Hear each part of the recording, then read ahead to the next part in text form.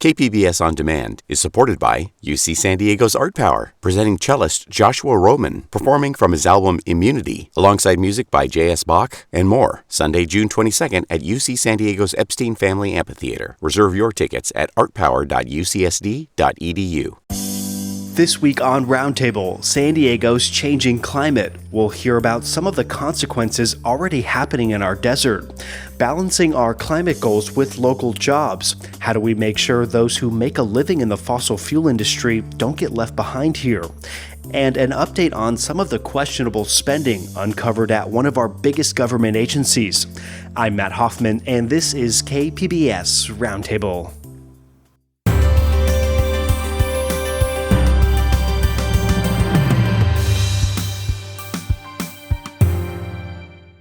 KPBS On Demand is supported by UC San Diego's Art Power, presenting cellist Joshua Roman, performing from his album Immunity, alongside music by J.S. Bach and more, Sunday, June 22nd at UC San Diego's Epstein Family Amphitheater. Reserve your tickets at artpower.ucsd.edu. It's now or never, according to one of the scientists involved in the latest warning that climate change is already happening and that our window for slowing it down is closing. The Intergovernmental Panel on Climate Change, known as the IPCC, has been sounding the alarm for years. Here to give us his take on the latest work is Joshua Emerson Smith. He's an environment reporter for the San Diego Union Tribune and has joined us many times on this topic. Welcome back to Roundtable, Joshua. Hey, great to be here, as always. Great to have you here, as always. So what was your big takeaway that you have from this latest report? Oh, my big takeaway is that we're in serious trouble. Let's not forget energy-related CO2 emissions rose last year to their highest levels in history, largely due to coal burning amid spikes in natural gas prices. And emission levels from energy productions in the United States and the European Union dropped marginally by 4 to 2%, but China's continued economic growth has more than offset those gains, and we are not going in the right direction. So you say that we're in trouble. And when some San Diegans might think of climate change, they might think of things like sea level rise, which has been an issue for decades or will be an issue for decades. But there's other effects that are happening right now further from the coast. You went out to Anza-Borrego State Park. For those unfamiliar, can you tell us where that's located? Sure. Yeah, the Anza-Borrego Desert State Park is located in eastern San Diego County.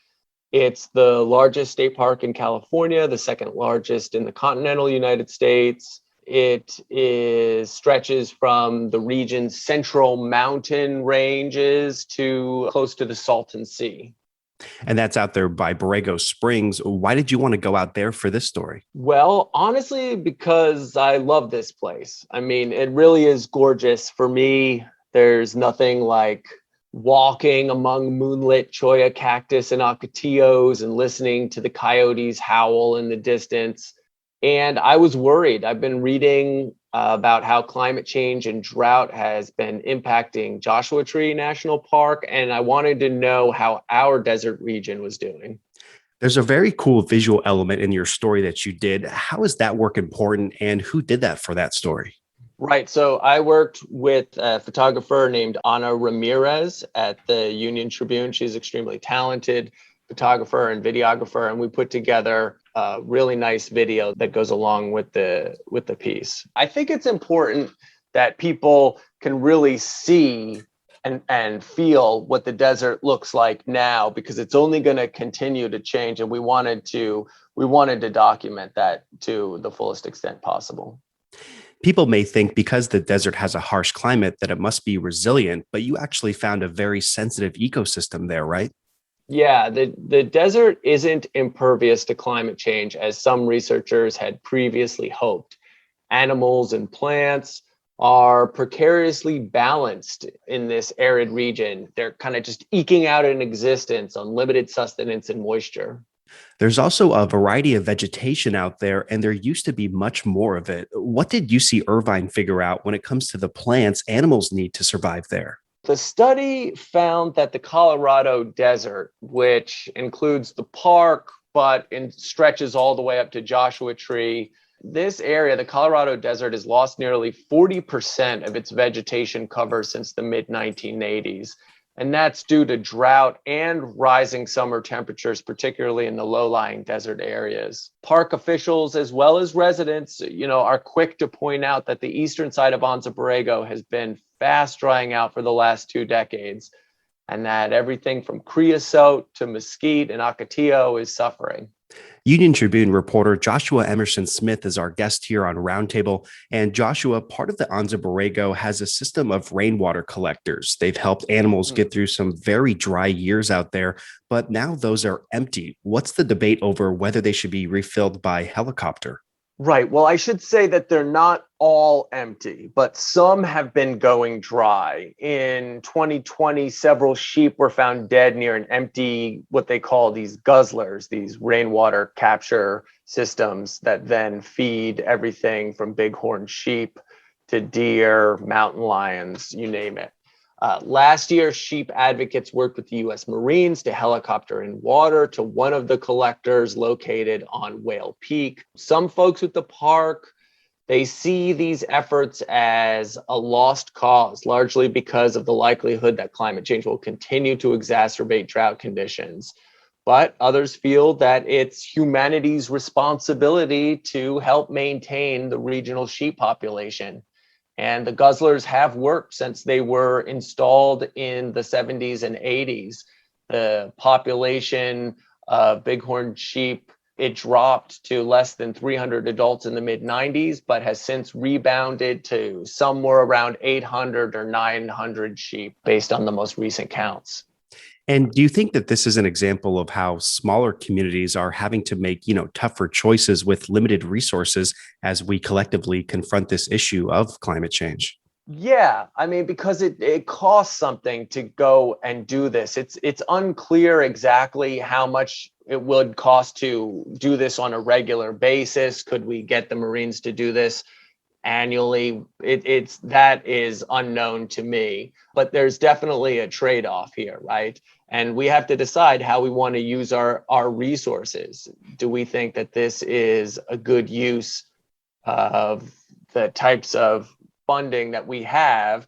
That includes everything from, maintaining other parts of the park, making sure that we clean up trash or do ranger patrols to make sure people aren't off-roading in other areas. So it is something of a zero-sum game here. The war in Ukraine is dominating the news cycle here. Aside from refugees arriving at the border, we're also seeing higher gas prices locally.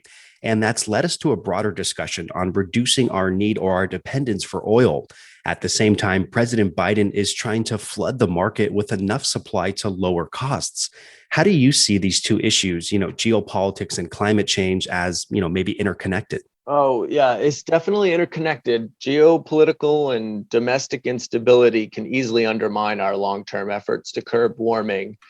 The irony is that climate change will almost certainly increase the types of immediate disasters that distract from the long-term fixes. Because, of course, it's hard to worry about protecting future generations when current generations are just struggling to survive. And is there anything that you're working on at the UT that we should be keeping an eye on relating to climate change? Yes, this story is part of a series I'm working on that looks at a number of different shifting landscapes across Southern California. The issue of how and if humans should intervene is not exclusive to the desert. I've been speaking with Joshua Emerson Smith. He's an environment reporter for the San Diego Union Tribune. And Joshua, thanks so much for being here today. Great to be here. KPBS On Demand is supported by UC San Diego's Art Power, presenting cellist Joshua Roman, performing from his album Immunity, alongside music by J.S. Bach and more. Sunday, June 22nd at UC San Diego's Epstein Family Amphitheater. Reserve your tickets at artpower.ucsd.edu. Meeting the challenge of climate change will require a lot of political will and money. And even if we're able to get those two elements in place, there's still the enormous task of actually doing the work. Everywhere you go, on every street, the buildings that we live and work in are opportunities to reduce emissions by going electric. But how would a massive retrofit affect construction jobs that are rooted in the fossil fuel industry? Mackenzie Elmer wrote about it this week for Voice of San Diego. She's back on Roundtable this week. Hey, Mackenzie. Hey there. Good to have you here. So first, if you could sort of lay it out for us, what is the city of San Diego looking to do here that's sparking this debate? So the city of San Diego, Mayor Todd Gloria released kind of a update to the city's first climate action plan recently. And as part of that plan, they proposed some really bold policies in terms of electrifying buildings. This is what we're going to talk about here. But before, that plan actually makes it to council and some actual decisions are made about what the city might do to try to combat climate change, the city wanted to study how different decisions might affect the local workforce. So in terms of electrifying buildings, then, you write that some of those warning about moving too fast are actually union leaders.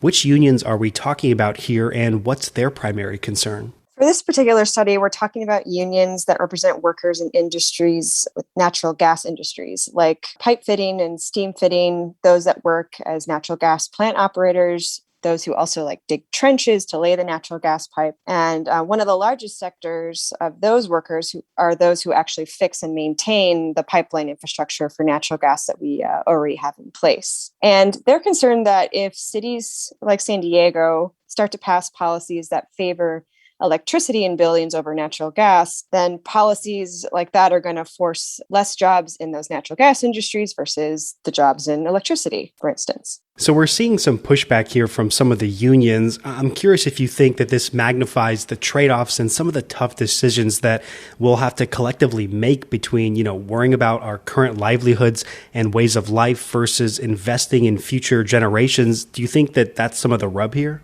Yeah, transitioning to a cleaner economy inherently means transitioning people out of jobs that support the fossil fuel industry.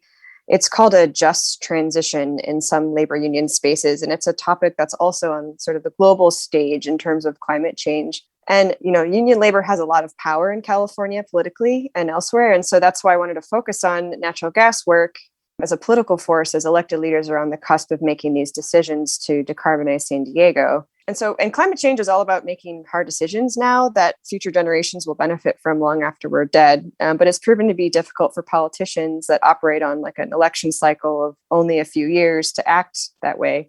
Some people might be listening here and thinking, well, let's just train the gas workers on this new technology. Is it really that simple, though? It could be. I've been told that working with natural gas pipeline is similar to working with water pipeline. So in San Francisco County, for instance, when building electrification was on the table, union labor got politicians to agree to require new water reuse systems in big, large buildings. And that, in effect, creates more water pipe work as sort of a replacement for the loss of natural gas pipe work in buildings. But union labor groups and government officials alike are really hoping for newer technologies to come online. And everybody is talking about hydrogen, which is in theory a carbon-free fuel. But right now it's sort of nascent, though there's a lot of efforts to kind of bring hydrogen into the energy space even more. For instance, Los Angeles is trying to convert one of its natural gas power plants into hydrogen right now. And President Biden has put some money in the infrastructure bill into hydrogen development. But some experts say that technology is too expensive right now. Others say it's just an excuse to continue the use of natural gas because there's ideas about mixing hydrogen with natural gas to kind of green it. But definitely local labor union leaders are really pushing for hydrogen because the creation of hydrogen plants or retrofitting natural gas plants to run on hydrogen means a lot of work for those same types of workers who worked in natural gas only. And so that's a big source of new lucrative work for those at-risk workers. Traditionally, unions are aligned with democratic and progressive politics, and those often overlap with strong climate action goals.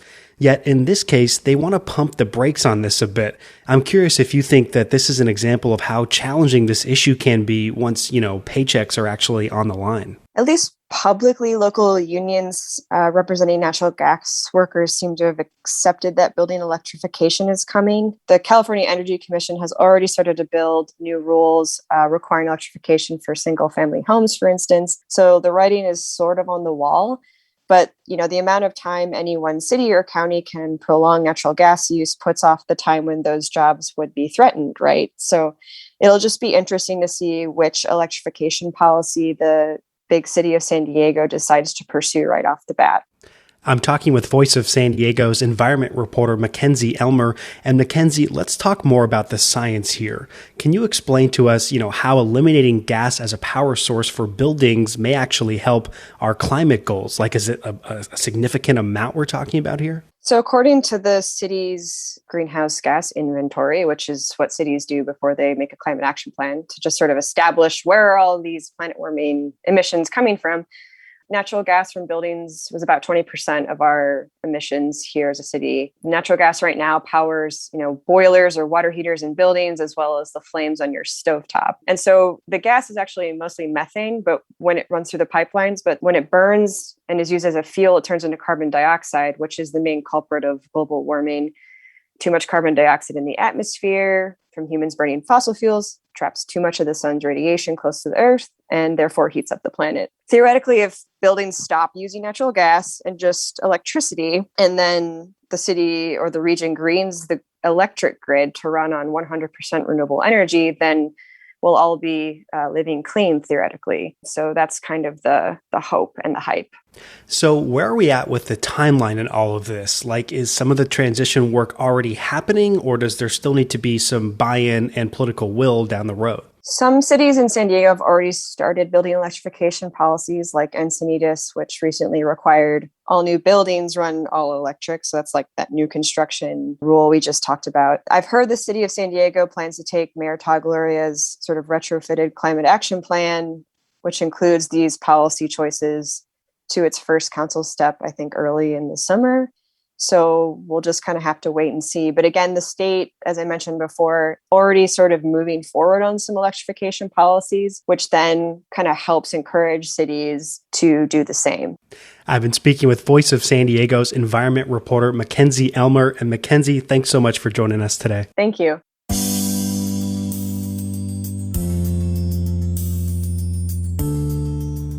We have more climate coverage this week from the KPBS newsroom. Midday Edition got reaction from leading climate scientists on the latest IPCC report detailing global emissions.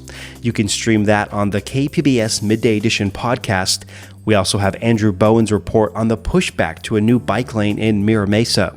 That's posted on our KPBS YouTube page. There are a lot of public agencies involved with setting our region's climate goals. One of the biggest is the San Diego Association of Governments, better known as SANDAG. But lately, it's the group's work behind the scenes that's drawn scrutiny. An internal audit uncovered by KPBS's news partner iNewsSource points out what it calls questionable spending over a 4-year period. A few weeks ago, we had reporter Jennifer Bowman on Roundtable to tell us about that initial story. Now she's back with more details on where that money was spent. Welcome back to Roundtable, Jennifer. Thanks for having me. Good to have you back with some more details. So before we dive into it, can you remind us why this audit was carried out and sort of what the main headline was here? Sure. So last month, we reported on an internal audit. It was conducted by the agency's independent performance auditor. This was a standard audit that the agency already planned to do because, perhaps not surprisingly, credit cards are considered a high-risk area for misuse for any organization. So what the auditors found at SANDAG was a series of questionable purchases and policy violations. Not only did they find that the policy was pretty weak and needed improvements, but they also found that employees spent nearly $70,000 at local restaurants in a 4-year period. So not work travel, places within San Diego County, and as well as $250,000 that was charged on non-working days. There were other items as well, but in short, they really can't determine how much was improperly spent because so much documentation like receipts are missing. Well, you guys have been following the money, and right now at inewsource.org, you have documents showing some of the purchases that were made, and some of those were at upscale dining restaurants. Dollar amounts and locations you guys have up there. I'm curious, Jennifer, what stands out to you from the information that you guys do have? Yeah, in general, we found that this was a regular practice for some of SANDAG's highest paid employees to hold business meetings while eating lunch or dinner, sometimes at upscale dining spots. And one purchase that we highlight in our reporting is actually an out of town dinner. It's a dinner in Washington, D.C. It was categorized as a business meeting at the Occidental Grill. I think it's a restaurant that appears to have since closed, but it was a well known restaurant not far from the White House. And this is where 5 SANDAG officials, again, some of them the highest paid employees, spent $700. It's a hefty receipt to get to that price. There are multiple entrees. In addition to that, everyone got branzino, a fish plate at the table. Appetizers and entrees were pricey as well. There was a $52 feature meat dish, as well as a nearly $50 filet mignon. Sounds like some good eating there. And you also report that some of these purchases, a lot of them happen outside normal business hours, like on the weekends. So we know, Jennifer, that most businesses and public agencies, they have expense accounts, obviously. But what about this sort of spending raises red flags? Yeah, you're right. Credit cards and expense accounts, they're not necessarily an unusual or even a bad thing. There are times that employees will be using taxpayer funds to cover a meal, during the course of legitimate business. Many organizations have clear policies to tell you what's appropriate, what's right, what's wrong. Here's how you buy laptops. Here's when you can charge a meal. Here's what happens when you go over the credit card limit for a single purchase. Here's what happens when you do, these unallowed split purchases, etc.